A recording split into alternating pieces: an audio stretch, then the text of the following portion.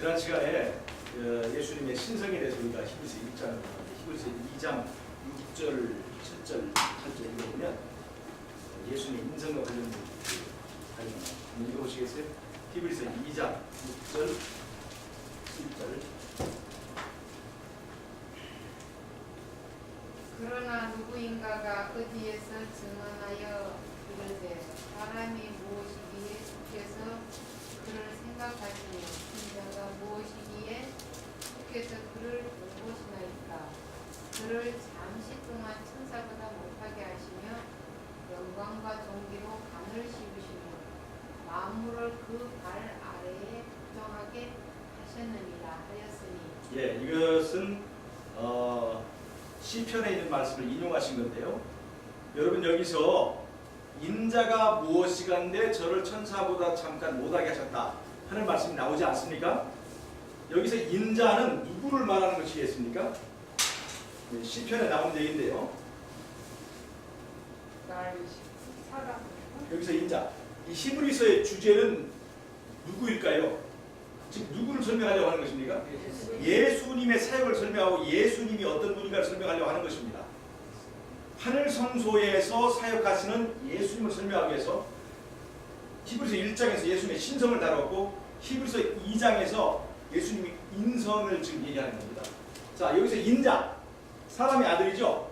자, 인자인데 여기서 이 인자가 천사보다 잠깐 못하게 하신 인자에게 적용되는 사람이 누굴까요? 예수님이죠. 즉 예수님을 말씀하시려는 거죠. 그런데 이 인자는 첫째는 사람에게 적용됩니다. 사실은 예수님에게 적용되고 예수님이 인성을 쓰셨으니까 인자가 되는 거죠. 그래서 이건 예수님에게 적용될 뿐만 아니라 사실 인간 전체에게 적용됩니다. 지금 여기서 지금 예수님에 적용하고 있는 거죠. 그러니까 예수님의 인자 되심은 천사보다 약간 못하게 하셨다 이렇게 지금 말씀을 하고 계시지 않습니까? 여러분, 지난번에 우리가 예수님의 신성에 대해서 공부를 했잖아요. 예수님의 신성. 예수님은 성신 안에 신성과 인성이 함께 있으셨죠. 신성과 인성이 함께 있으셨죠. 성신 안에. 그러면 예수님의 신성이, 이 예수님이 가지신 신성은 어떤 신성이라고 그랬어요? 하나님과 똑같은 신성입니까? 하나님보다 조금 한 레벨 낮은 신성입니까?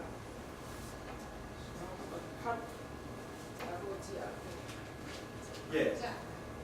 예수님의 신성이 아버지 하나님과 동일한 신성이냐 동일하지 않은 신성이냐는 문제는 사실은 하늘의 대쟁투가 일어날 때 사단이 예수님의 통치, 하나님 아버지가 하늘의 통치자로 세우신 것은 예수님입니다. 그게 아들이죠. 근데 사단이 예수님의 통치에 대하여 도전했을 때 던진 화두가 바로 그것이에요. 예수님과 우리와 차이가 없다는 거죠. 우리도 하나님 될 수 있다는 얘기죠. 사단은 궁극적으로 예수님의 자리에 서기를 바란 거예요. 그래서 공격한 것이 바로 이제 하늘에서 공격한 것이 바로 예수님의 신성에 관한 공격입니다. 예수님의 신성이 부정되면 누구도 그 자리에 갈 수 있는 거예요. 사단 자신도 그 자리에 갈 수 있는 기반이 마련되기 때문에 예수님의 신성을 어떻게든지 이제 깎아내리려고 하는 것이 바로 이 대쟁투의 근본적인 배경이 있습니다. 그러나 이 성육신의 그 구조에서는 신성과 인성의 결합이 있습니다. 구원 모델이에요. 구원 모델. 인간이 어떻게 구원받을 수 있느냐? 인간 혼자 힘으로는 절대로 된다 안 된다? 안 된다는 겁니다. 이것이 다른 일반적인 종교와는 다른 점이에요. 불교나 유교나 다른 종교는 뭐를 이것도 어떻게 얘기합니까? 인간의 스스로의 어떤 가능성을 갈고 닦고 연마하고 덕을 쌓고 수련을 쌓아서 사람이 구원의 경지에 이를 수 있다는 겁니까? 없다는 겁니까? 있다는 거예요. 요가 어떻습니까?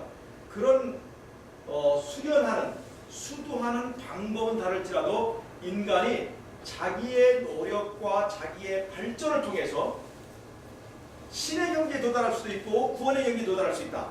이렇게 말하는 것이 일반적인 종교의 가르침입니다. 방법은 다를지라도. 불교가 뭐예요? 불교.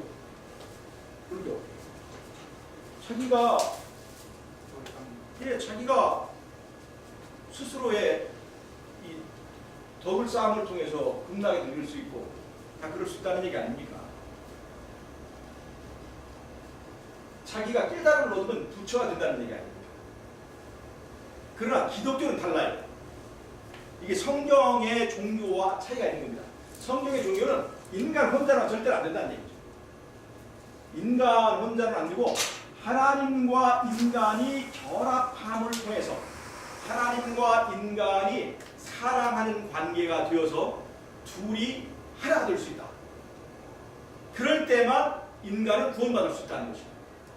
인간의 혼자 힘으로 안 되지만 하나님과 인간이 사랑을 나눌 수 있다. 하나님과 인간이 둘이 하나가 될 수 있다. 그러면 거기에 구원이 있다는 것입니다.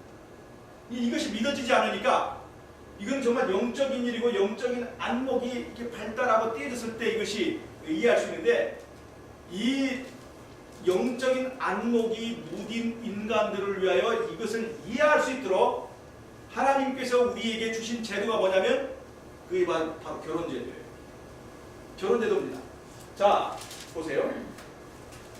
10계명은 2개의 돌파로 되어 있습니다. 그래서 첫 번째 돌판에는 4개의 계명이 있죠. 하나님과 사람과의 관계입니다. 두 번째 돌판에는 사람과 사람의 관계를 규율하는 계명이 들어있죠. 2개의 관계가 이 10계명의 근간을 이루고 있는 거예요. 하나님과 사람의 언약관계, 또 사람과 사람의 언약관계를 바탕으로 이 10계명이 이제 형성된 것을 보여주는 하나의 구조적인 모습입니다. 그런데 에덴 동산에서부터 시작되어 나온 2가지 제도가 있습니다. 에덴 동산에서도 시작되어 온 2가지 제도, 그게 뭐예요? 하나는 안식일 제도고 하나는 결혼 제도입니다. 자, 여러분, 인간의 관계에서 제일 먼저 형성된 관계가 부부 관계일까요? 부자 관계일까요? 부부 관계예요. 이 결혼 관계, 이 언약 관계를 바탕으로 인간 사회, 인간 나라, 인간의 민족들이 형성되게 된 것입니다. 언약 관계. 이 언약 관계요. 같은 원리로 하나님과 우리 사이에 무슨 관계가 있다? 언약 관계. 그 언약 관계가 있는데 그것이 바로 10계명의 전체적인 내용이라고 했지 않습니까? 왜 그것이 2개의 돌파가 됐느냐? 이쪽에는 하나님에 관한 계명, 이쪽은 사람에 관한 계명이니까 2개의 돌판의 구조도 하나님과 사람의 결합을 보여주고 있는 거예요. 이 10계명을 돌판 하나에다 새길 수 있어요, 없어요? 새길 수 있어요. 근데 왜 굳이 돌판 2개에다 새겼을까? 이것은 하나님과 사람의 결합관계, 이 언약관계를 그 10계명이 말하기 때문에 그 10계명 자체가 언약이고 이 언약관계의 상징이 표상이 어디에 들어있어요? 안식일 안에 들어있는 거예요.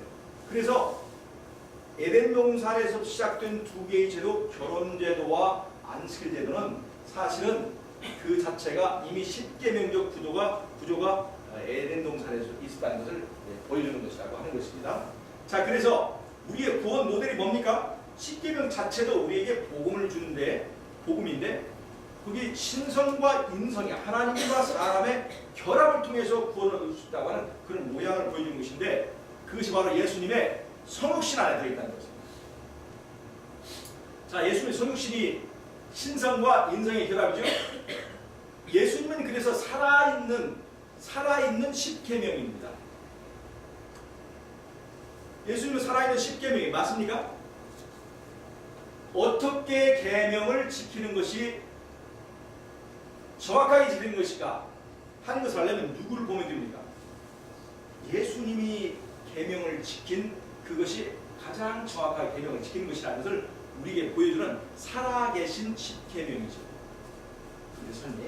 자, 그래서 예수님의 이 성육신 구조는 그 안에 구원의 원리가 되어 있습니다. 신성과 인성의 결합입니다. 여러분, 하나님과 인간이 사랑할 수 있습니까? 있어요? 이거는 정말 체험해 보지 않으면 알 수 없는데, 이 체험을 하기 전에 인간이 이것을 미루할 수 있도록 아까 남편과 아내의 관계를 말했다고 했지 않습니까? 남편과 아내는 피가 섞여 있어요, 안 섞여 있어요? 피가 안 섞여 있어요. 성격이 비슷합니까, 안 비슷합니까? 전혀 그런 건 아니란 말이에요. 피가 섞이거나 뭐 어떤 관계가 있는 건 아니에요. 그러나 이 세상에서 가장 가까운 관계가 될 수 있는 것이 남편과 아내의 관계죠. 남편과 아내가 서로 딴 사람이지만, 두 사람이지만 둘이 하나가 되는 것을 느낄 수가 있습니까, 없습니까? 그게 사랑의 관계에서 그것이 가능하다는 것입니다. 이런 것처럼 그래서 남편과 아내의 관계를 이 땅에서 우리가 체험을 하면서 하나님과 인간의 관계가 바로 이런 예수님과 우리의 관계, 언약 관계가 바로 이런 것이다라는 것을 미루어 알 수 있도록 우리에게 이런 관계를 주었다는 것입니다. 그래서 우리가 하나님과 사람이 사랑할 수 있다. 그래서 둘이 하나 될 수 있다 하는 것을 이제 우리가 깨닫고 그것을 영적으로 적용해서 우리가 체험할 때 우리 안에 구원이 있게 되는 것입니다. 여러분, 남편과 아내가 함께 살 때 즐거운가요? 아니면 괴로운가요? 현실을 말하는 게 아니라 이론적으로 즐거우니까 같이 사는 거죠. 물론 즐겁지 않은 가정도 있습니다. 뭐가 식었기 때문에. 사랑이 식으면 절대로 즐겁지 않습니다. 이게 사랑할 때는 어때요? 사랑할 때는 둘이 하나가 되는 것입니다. 그러면 이런 부부관계에서는 아내의 빚을 남편이 갚아줄 수 있습니까, 없습니까? 남편이 갚은 것이 아내가 갚은 것으로 될 수가 있나요, 없나요? 될 수가 있는 거예요. 자, 그래서 이제 이걸 너무나 얘기하면 너무 줍니까? 자, 보세요. 하나님과 인간이 만났습니다. 그럼 이 예수님이 가진 신성은 하나님 쪽을 대표하는 신성이어야 돼요. 하나님 쪽을 대표하는 신성. 그러니까 예수님의 신성은 하나님과 똑같은 신성이 됐으니까 하나님과 다른 신성이 되겠습니까? 하나님과 같은 신성이 되는 거죠. 아버지 하나님과 같은 신성. 왜냐하면 그걸 대표해야 되니까 하나님 쪽을 대표해야 되는 거예요. 그러면 예수님의 인성은 말이에요. 예수님의 인성은 누구를 대표하는 것이어야 될까요? 인간을 대표해야 되고 그 인간 중에는 누가 들어가 있어야 돼요? 예수님 들어야 되는데 예수님은 지금 누구를 대표해서 이 인성이라고 하는 것은 이 신성이 하나님을 대표한다면 예수님의 인성은 누구를 대표하는 거예요? 인간 전체를 대표하고 그 안에 누가 있어야 됩니까? 내가 들어있어야 되는 거예요. 내가. 즉 내가 들어있어야 나도 구원받을 수 있는 거죠. 그러니까 예수님의 인성 안에 들어있지 않은 사람은요 구원받을 수가 없어요. 인간이 아닌 거예요. 자, 보세요. 인간과 짐승이 어떻게 결합을 해가지고 새끼를 낳으면 그 인간입니까? 짐승입니까? 네? 아니, 그러니까 지금 이 성육신을 지금 얘기하는 거잖아요. 성육신. 자, 그러니까 예수님의 성육신은 구원받을 인간, 하나님의 언약의 대상을 대표하는 거라는 말이에요. 하나님의 언약의 대상은 누구예요? 우리가 들어갑니까? 안 들어갑니까? 들어가야 되는 거죠. 그러니까 우리 구원받을 사람들을 대표해야 되는 거예요. 예수님 인성. 자, 이해하시겠어요? 그럼 우리와 같은 인성이 되겠습니까? 우리와 다른 인성이 되겠습니까? 근데 예수님은 우리 인성을 대표한다고 무슨 말씀을 제일 같은 사람을 했지 예수님은 아니요, 그렇죠. 아니요. 예수님이 인간이 되신 것은 우리와 같이 되셨고 우리를 대표하기 위해서 는 거예요. 제사장이라는 거 뭐예요? 제사장이라고 하는 것은 천사가 됩니까? 아니면 누가 돼요? 우리와 같은 그러니까 선지자는 하나님을 대표한다면 제사장은 인간을 대표하지 않습니까? 그래서 인간 중에서 뽑은 거예요. 그래서 예수님이 대제사장이 되시기 위해서 인간이 되셨잖아요. 우리와 같이 되신 거예요. 그래서 예수님은 우리와 같아야 되는 거예요. 자, 그럼 보세요. 자, 예수님의 인성을 논할 때 두 가지가 있습니다. 아담이 범죄하기 전에 인성이 있고 아담이 범죄한 이후에 인성이 있습니다. 어떤 인성이 더 좋은 인성입니까? 범죄하기 전 예수님의 그 아담의 인성하고 범죄한 후에 아담의 인성하고 범죄 전이죠. 범죄 전의 인성은 더 깨끗하고 더 순결하고 그렇게 얘기했겠죠. 범죄 후의 인성은요, 더 타락한 인성이죠. 그러니까 여기서 말해요. 자, 예수님의 인성은 범죄 전 인성입니까? 범죄 후 인성입니까? 범죄 후. 범죄 후 인성입니까?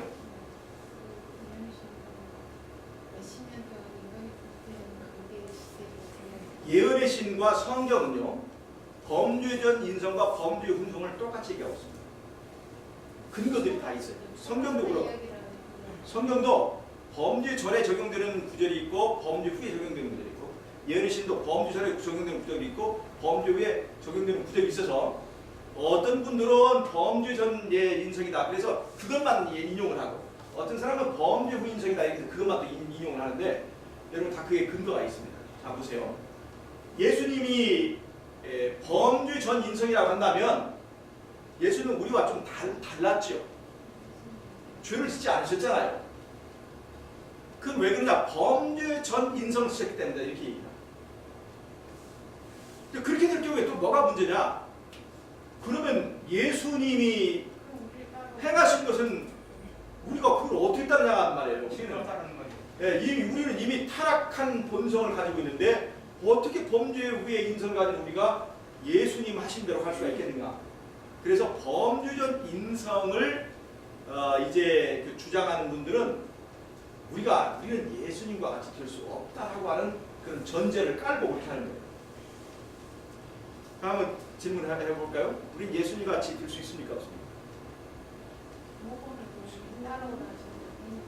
할 수 있어요? 근데 예수님 같은 삶을 사셨습니까? 목사님, 송 집사님 어떻게 생각하세요? 예수님 같은 삶을. 근데 왜 그런 거예요? 봐요. 이론적으로는 그렇잖아요. 예수님처럼 살라고 몸을 주셨는데 우리는 그렇게 돼야 안 돼요. 그러니까 안 되는구나 라고 생각을 하면 예수님의 인성이 우리가 다르기 때문이다 라고 그렇게 얘기를 하는 거예요. 근데 예수님이 우리의 모본이다, 예수님이 인간이 되셔서 그런 삶을 사신 것은 우리도 그렇게 될 수 있다 라고 하는 것을 말하려고 한다면 예수님의 인성은 범죄 후 인성, 우리가 똑같은 인성이어야 된다는 겁니다. 사장님 어떻게 생각하십니까? 범죄 후입니까? 범죄 전입니까? 범죄 후라고. 우리의 모본이시기 때문에 그렇게 얘기를 하죠. 근데 문제는 우리가 예수님 같은 삶을 살지 못하는 것은 책임이 누구에게 있습니까?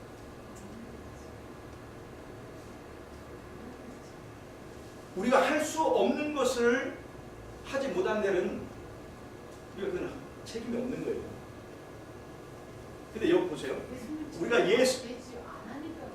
우리가 예수님 같은 삶을 살지 못하는 것은 그렇게 살 수 없어서 못하는 것입니까? 할 수 있는데도 안 하는 것입니까? 불가해요. 이제 집사가 어떻게 생각하세요? 아까 인간 혼자의 힘으로는 절대 안 된다고 했죠. 그렇죠? 결론을 내렸죠. 근데 예수님은 어떻게 해서 우리와는 삶을 사셨는가 하는 것입니다. 성령의 거였어요. 잘 보세요. 그래, 이제 오늘 공부를 하는 것이 바로 그것입니다. 잘 보세요.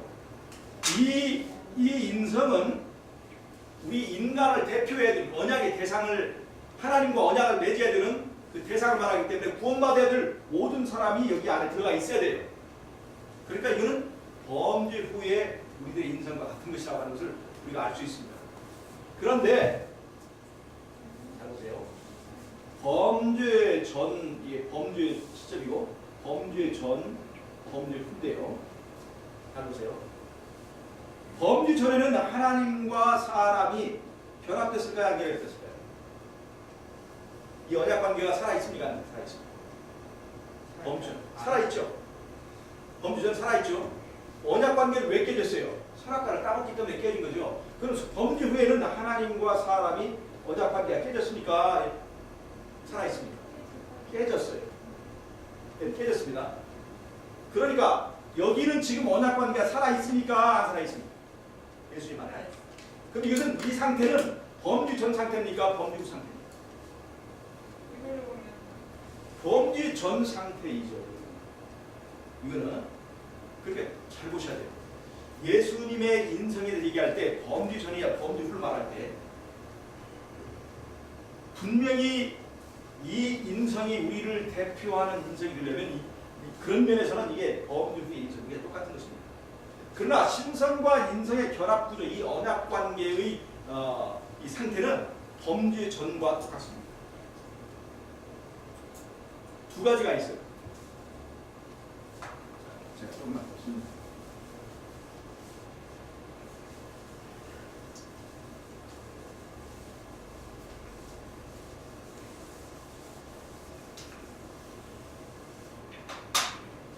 여러분 그 예수님의 구조를 예수님 자신을 성전이라고 표현을 했잖아요. 성전이면 이렇게 성소와 지성소로 나누어지죠.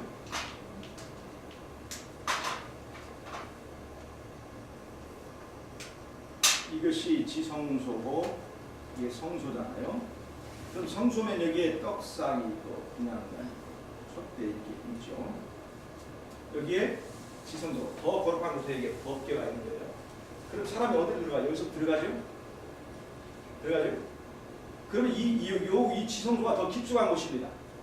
여기는 외부적인, 사람의 외부적인 영역이에요. 이 떡상은 이 사람이 먹는 거죠. 입에 관한 거예요. 분향가는 코, 냄새 맡는 거예요. 촛대는 보는 것, 눈에 관한 것입니다. 이건 사람의 외부적 감각, 외부적 본능을 말하는 거예요. 이게 사람의 육체의 정욕을 말하는 거예요. 사람의 정욕, 육체의 정욕.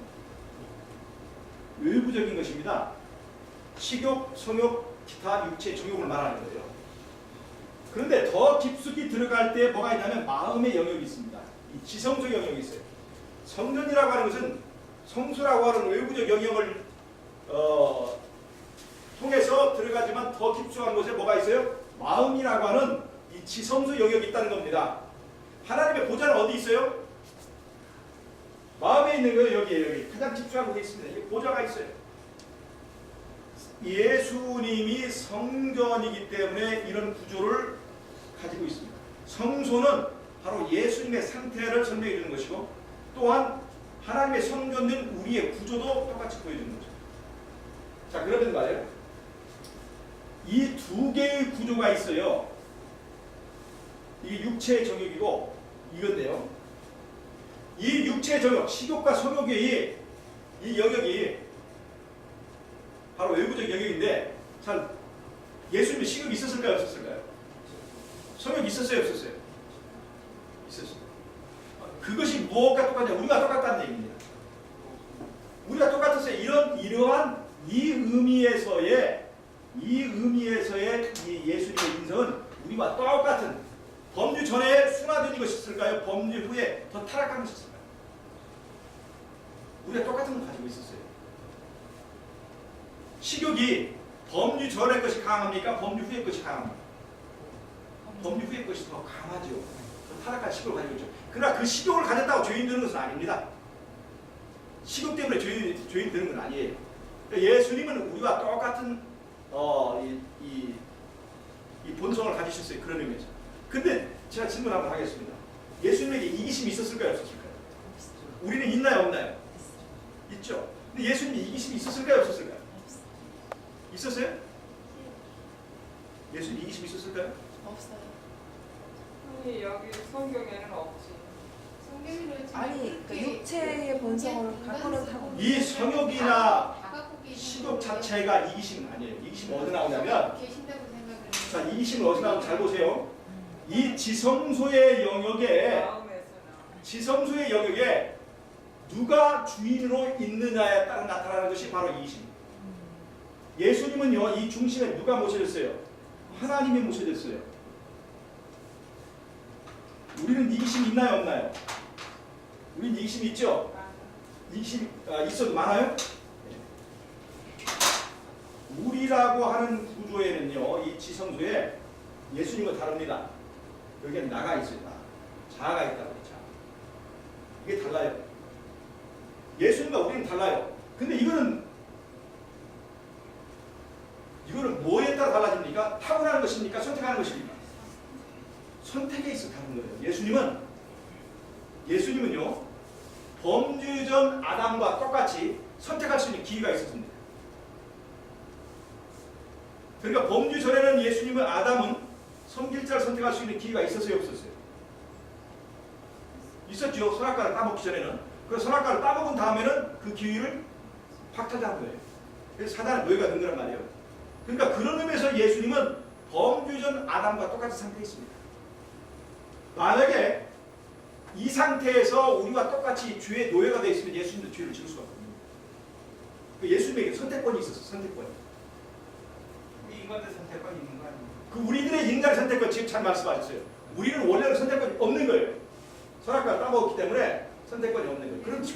예수님을 통해서 선택. 그렇죠, 그렇죠. 근데 지금 우리의 선택권은 어떻게 된 선택권이냐? 예수님이 보혈을 조건을 우리에게 다시 한번 선택해 주고 있어요. 자, 이해하시겠습니까? 범죄 후 인간은 예수님의 보혈을 전제로 다시 한번 선택할 수 있는 선택권이 주어진 것이지 원래부터 선택권이 있는 것이 아닙니다. 이건 상실된 거예요, 우리는. 자, 그러니까 잘 보세요. 이기심이라고 하는 건요, 이 중심에 자아가 있으면, 자아가 왕노할 때 나타나는 현상입니다. 근데 중심에 하나님이 있으면요, 이 인간이 이런 육체 정욕이 있다 할지라도 인간이 자기 힘으로 육체 정욕을 다스릴 수 없지요. 자아는 육체 정욕을 다스릴 수 없습니다. 그러나 중심에 하나님이 모시는 사람은 어디와 연결돼요? 하늘과 연결되게 되어 있습니다. 하늘과 연결돼요. 성령의 능력이 우리를 덮을 때는 그때는 이기심이 사라집니다. 그러니까 예수님은 우리와 같기도 하면서 다른 면이 있는 거예요. 만약 예수님이 전부 다 우리가 다 똑같아 버리면 예수님도 우리와 같이 죄의 노예가 되어야 됩니다. 예수님 우리를 구원하실 수가 없어요. 그러나 예수님은 우리와 같아요. 환경은 우리와 같지만 선택은 우리와 다릅니다. 선택은 우리가 달라요. 그래서 예수님이 우리의 모본인 이유를 잘 아셔야 돼요. 첫 번째, 우리와 같은 환경에서 승리하셨기 때문에 모본입니다. 그러나 또 하나, 우리와 다른 선택을 하셨기 때문에 모본입니다. 맞습니까? 예수님이 우리와 똑같이 죄의 선택을 해버리면 우리의 모본이 될 수가 없는 거예요. 우리가 똑같이 죽어야 되는 거죠. 그래서 예수님 우리가 똑같은 환경, 우리의 육체 정욕을 가지고 그분을 왜 부활하실 수 있었는가? 그건 바로 우리와 같은 환경을 가지고 있었지만 중심의 문제에서 우리가 탈났다는 것입니다. 이건 선택의 문제죠. 예수님은 자기에게 주어진 자유의지를 가지고 확정적으로 하나님을 선택했어요. 고정해버렸어요, 예수님은. 그러니까 하나님의 성령이 예수님을 지키면서 예수님 안에는 이기심이 한 번도 틈탄 적이 없어요. 왜 그럴까요? 자유의지를 고정했기 때문에 그렇습니다. 그럼 여러분, 우리가 흔들리는 이유는 뭡니까? 육체의 정욕 때문입니까? 이 자유의지의 활용 때문에 그렇습니까? 누구 때문에 그렇습니까? 자유의지의 활용 때문에 그래요. 우리는 인간이기 때문에 어쩔 수 없는 것이 아니라 인간에게 부여하신 예수 그리스도의 보혈로 사서 우리에게 주어진 그 귀한 기회를 잘못 활용하기 때문에 그렇습니다. 그렇습니까? 그렇다면 잘 보세요. 그렇다면 내가 예수님같이 되지 못하고 내가 예수님처럼 그 거룩한 삶을 살지 못하고 예수님처럼 의로운 삶을 살지 못하고 내가 불의하고 더러운 삶을 사는 것은 결국에 책임 누구에게 있습니까? 나에게 있습니다. 자, 이해가 되셨습니까? 이 예수님의 신성과 인성 문제는 상당히 쉽지 않은 문제입니다. 그러나 이 구조 속에 굉장히 중요한 구원의 원리, 대쟁투의 원리가 들어 있습니다. 이해하시겠어요? 자, 그럼 예수님의 이 육체 정욕과 관련된 예수님의 인간의 본성은 우리와 같다, 다르다? 우리와 같다. 그러나 그리고 이것은 범죄 후의 인성과 같다 이 말이에요. 그러나 예수님에게는 선택권이 있다는 의미에서 언약 관계가 깨어지지 않았다는 의미에서 예수님은 범죄 전 아담의 인성과 같은 부분이 있었다는 것을 우리가 인정해요. 자, 그 다음에 예수님은 우리와 똑같은 육체 적용을 가지고 있다는 데에서 우리가 같아요. 우리 모본입니다.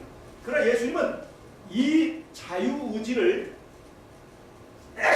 아담처럼 하나님을 몰아내고 자기가 하나님의 자리에 앉는 일에 사용하지 않고 완전히 아버지 하나님을 이 지성소의 보좌에 고정하고 확정했기 때문에 예수님은 한 번 흔들린 적이 없다는 것입니다. 우리가 달라요. 근데 자유의지는 누구 마음대로 하는 겁니까? 자기. 내 마음대로 하는 거예요. 내 마음대로 하는 거예요. 자유의지는. 육체 적용은 내 마음대로 할 수 있어요, 없어요? 이거 타고나는 거예요. 육체의 본능은 이 본능은 내 마음대로 못하고 타고난 거란 말이죠. 그러나 이 자유의지는 내가 오늘 무엇을 선택할지 선택할 수 있는 힘이 우리에게 주어졌다. 그래서 오늘 여러분 이 구조를 통해서 예수님의 성신 구조를 통해서 내 운명은 누가 결정하는지를 알아야 돼요. 내가 구원받고 못 받고는 누가 결정하는 거예요? 내가 결정한다는 걸 알아야 돼요. 대쟁투의 책임은 이 죄의 책임은 죄의 결과는 누구 때문이라는 것이 이 구조에 나타난다는 것입니다. 누구 때문이에요? 죄는 누구 때문입니까? 바로 나 때문이라는 겁니다. 죽는 사람과 더 결정하는 그러니까 그 책임에 아무리 사단이 이렇게 했어도 사단이 강제로 먹였어요, 안 먹였어요? 만약 사단이 잠자고 있는 이 이불을 열고 수납가를 따서 꾸역꾸역 밀어넣었어도 그건 아무런 상관이 없습니다. 아무런 의미가 없는 거예요. 하지도 못하죠. 하나님께 지켜서. 인간이 유혹을 받았지만 스스로 선택했기 때문에 인간은 타락하게 된 것입니다. 자, 보세요. 이 육체의 적용은요, 인간의 힘을 하지 않고 타고납니다. 책임이 여기에 책임이 있다면 누가 책임이 있어요? 창조하신 하나님 책임이 있는 거예요. 그러나 여기는 자유의지는 나에게 하나님께서 마음대로 하도록 섬길 자를 선택하는 권한을 주셨기 때문에 누가 마음대로 할 수 있어요? 내가 마음대로 할 수 있는 거예요. 대쟁투는 여기서 일어나는 겁니다. 여기서. 이 보좌를 누가 차지할 것인가 하고 대쟁투는 여기서 일어나는 거예요. 이 지성소의 문제입니다. 그러니 하늘에서 일어난 이 대쟁투는요, 지금 어디서 진행되고 있을까요? 내 마음, 이 지성소에 일어나는 거예요. 왜? 그 자리에 보좌가 있기 때문에 그래요. 사단이 그 자리를 차지하려고 원하는 거예요. 아시겠어요? 지금 내 안에 대쟁투가 일어나고 있어요. 이 대쟁투가 빨리 끝나기를 원하십니까? 수시가 바뀌잖아요. 그러니까 그게 누구 때문이냐 말이에요. 그 권한이, 이 대쟁투를 종결할 수 있는 권한이 누구에게 있냔 말이죠. 나 때문에 있는 거예요. 나 때문에. 결정권을 누구에게 주신 거예요? 나에게 주신 거예요. 이 자유의지의 영역은 하나님께서 절대로 나에게, 하나님도 간섭하지 않고 나에게만 주신 영역이다. 아시겠죠? 그러니까 우리의 구원은 확정입니까? 확정이 아닙니다. 잘 보세요. 구원을 누구에게 맡겨줬어요? 선택을, 마지막 선택을. 하나님이 확정하셨지. 하나님은 이 언약 관계라는 것은 양방이 있어야 돼. 양방. 하나님은 나를 사랑하고 나를 용서하고 나를 내 신부로 나는 인정한다. 확정했어요, 안 했어요? 확정했어요. 확정했어요. 예수님을 십자가에 죽이고, 이거 생각해보니까 니들 하는 꼴이 너무나 싸가지 없고 나쁜 놈들이구나. 다 무효다. 이렇게 하지 않아요. 확정했습니다. 그런데 하나님은 확정했지만 또 누가 남았어요? 내가 그것을 확정해줘야 이 언약 관계가 되는 거라. 그런데 문제는 누가 확정하지 않는 겁니까? 내가 확정하지 않고 구원받았다고 말하는 것은 기만입니다. 여러분, 구원받았습니까? 안 받았습니까? 할 때 손을 들까 말까 양심이 자꾸 이렇게 할 때 그런 때가 있죠. 물론 그렇죠. 물을 해야 되는데 물론 그렇죠. 목사님들이 질문을 잘못할 때가 처음 안 잘 보세요. 결국 중요한 건 애국을 떠난 구원이 아니라 가나안에 들어가는 구원 아닙니까? 결국 물론 애국을 떠난 것도 구원입니다. 그게 구원이에요. 그러나 결국 우리가 하려고 하는 건 뭐예요? 가나안에 들어가려고 하는 거죠. 근데 가나안에 들어가는 구원은 말이죠. 누가 결정하는 것입니까? 내가 결정하는 거예요. 이 대댕조가 종결돼야 갈 거 아니에요? 누가 결정하는 거예요? 내가 결정하는 거예요. 그런데 손을 들어야 되겠는데 손이 잘 안 들어지죠. 왜 그래요? 내가 뭘 느끼기 때문에. 내가 누구를 알아요? 내가 나를 아는 거예요. 내가 겉으로는 안식일 교회 나왔지만 사실은 이 지성소에서의 싸움이 내가 완전히 하나님을 선택하지 않았다는 걸 누가 알아요? 양심이 아직 살아있단 말이에요. 그래서 쭈뼛쭈뼛. 잘 보세요. 내가 선택하면 끝납니다. 내가 확정하면 끝납니다. 문제는 누가 확정하지 않는 거예요. 두 하나님이 내 안에 싸웁니다. 창조주 하나님과 이 나라고 하는 하나님 자리에 앉으려고 하는 이 죄에 중독된 하나님 자리, 하나님 노릇에 중독된 자아가 다투는 거예요. 그래서 이 문제가 정리되지 않으면 우리 안에 죄의 확정이, 이 구원의 확정이 안 됩니다. 그러면 이 자아가 죽으려면 어떻게 되겠어요? 자아는 절대로 어떤 힘으로 죽지 않아요. 사랑의 힘에만 죽습니다. 사랑에 의해 죽어요. 자, 보세요. 남편이 힘이 셉니까? 아내가 힘이 셉니까? 남편이 힘이 세죠. 힘이 센 남편이 온 세상을 다 호령해도 베개 밑에서 누구에게 하염없이 약합니까? 약한 아내에게 굴복하는 거예요. 이게 베갯머리 송사라고 하지 않습니까? 그래서 결국은 여자가 세상을 지배하는 거 아니에요, 이게. 그런데 남편이 왜 이 약한 여자에게 굴복하는 겁니까? 사랑 때문에. 삼손이. 예, 삼손이 바로 그랬잖아요. 사랑의 힘이거든요. 사랑하면 다 고발이 돼 있어요. 아버지가 힘이 셉니까? 이 갓난아이 이제 태어난 갓난아기가 힘이 셉니까? 아버지가 힘이 세죠. 근데 갓난아이가 어째다 오줌을 싸도 얼굴에 맞아도 보복도 못하고 아무 짓도 못합니다. 뺨따기 때리지 못해요. 왜 그래요? 사랑하면 오줌을 싸도 뭘 해도 때로는요 이 아기가 아버지 콧구멍을 팍 찔러도 코피라도 킥소리 못하고 수염을 뜯어도 킥소리 못하는 거예요. 왜 그래요? 사랑 때문에 그런 거죠. 사랑하기 때문에. 사랑하는 대상 앞에서는 한없이 낮아지고 작아지고 약해지는 거예요. 그래서 우리가 예수님의 십자가를 왜 강조하느냐? 그 십자가에서 뭘 봐야 돼요? 내가 너를 사랑해. 내가 너를 사랑해. 어떻게? 이렇게 사랑해. 이렇게. 그걸 봐야 되는 거예요. 여기 이것을 통하지 않고는 절대로 이 자아가 죽지 않는다니까요. 사랑에 빠진 사람만 자아가 죽어요. 이 십자가를 바라봐야 돼요. 끝까지 바라봐야 돼요. 십자가에서 어떤 일이 생깁니까? 사단은 예수님을 독재자라고 얘기합니다. 율법을 주어가지고 율법 지키지 않는 자는 다 죽이는 아주 독선자, 독재자. 그래서 예수님을 마귀라고 합니다. 사단. 우리의 자유를 다 뺏어버리고 먹을 것도 제대로 못 먹게 하고 직업도 못 가지고 그렇게 만든다 이 말이에요. 그런데 십자가에는 그것을 뒤집는 얘기가 있습니다.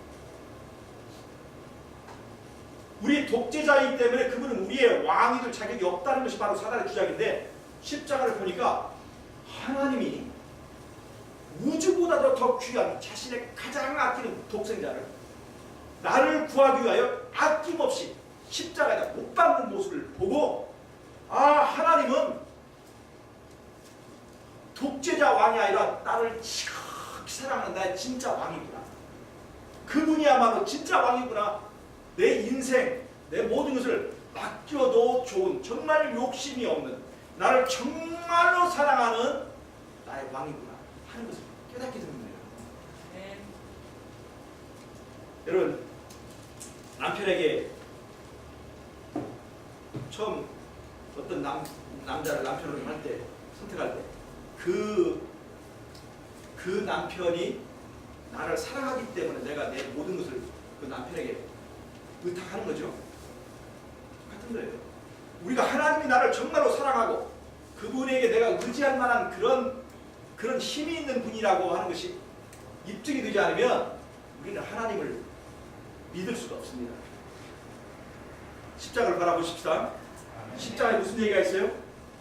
내가 너를 얼만큼 사랑한지 내 진실을 알아달라고 하는 하나님의 음성이 있어요. 하나님의 신음소리가 있다는 거예요. 그래서 그 십자가를 바라볼 때 이 자아가 죽게 됩니다. 자아가 죽을 때 내 안에 보좌에 자리바꿉니다. 그때 비로소 예수님이 내 안에서 왕이 되십니다. 자아가 죽어야 예수님이 내 안에서 왕으로 부활하십니다. 예수님이 내 안에서 왕으로 살 때 내 안에 천국이 오죠. 천국이 뭐예요?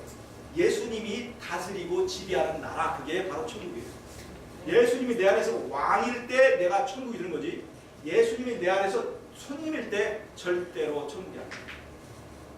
천국을 체험하시기 바랍니다. 이 안식일은요, 천국을 체험하는 것입니다. 쉰다고 하는 것은요, 일 안 하는 것과 다릅니다.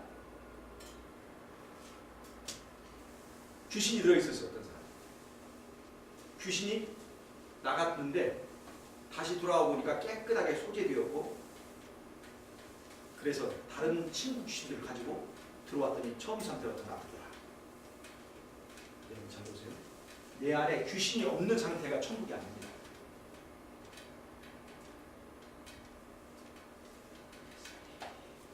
일 안 하는 것이 쉬는 것이 아니라고요. 쉼은 어디에 있느냐? 사랑하는 사람을 만날 때 쉼이 있습니다. 사랑하는 사람을 만나서 내 그에게 그 모든 것을 믿고 맡길 때, 그때서야 비로소 쉼이 있는 거예요. 일하는 것보다 더 힘든 게 그게 쉬는 거예요. 안식일 날 일 안 하면서도 쉼을 맛보지 못할 수가 있습니다. 누구를 만나지 못하면, 사랑하는 예수님을 만나지 못하면 절대로 쉼이 없습니다. 여러분 그걸 아셔야 돼요. 지금 강의를 듣고도, 이 강의를 듣고도, 아니면 이 강의를 지금 말하고 있어도 사랑하는 예수님의 음성을 내가 듣지 못하는 게 쉼이 없습니다. 이 안식일에 예수님 만나는 시간 되시기 바랍니다. 사랑하는 하나님의 음성, 너를 위해서 독생자까지로 줄 수 있는, 진짜 나를 다스려줄 내 식욕과 성욕과 육체 정욕을, 이 강한 정욕들을 다스려줄 수 있는 나의 진정한 왕 예수님의 음성을 들으시고 예수님 안에서 안식을 얻으신 여러분 되시기 바라면서 말씀을 마치겠습니다. 아멘.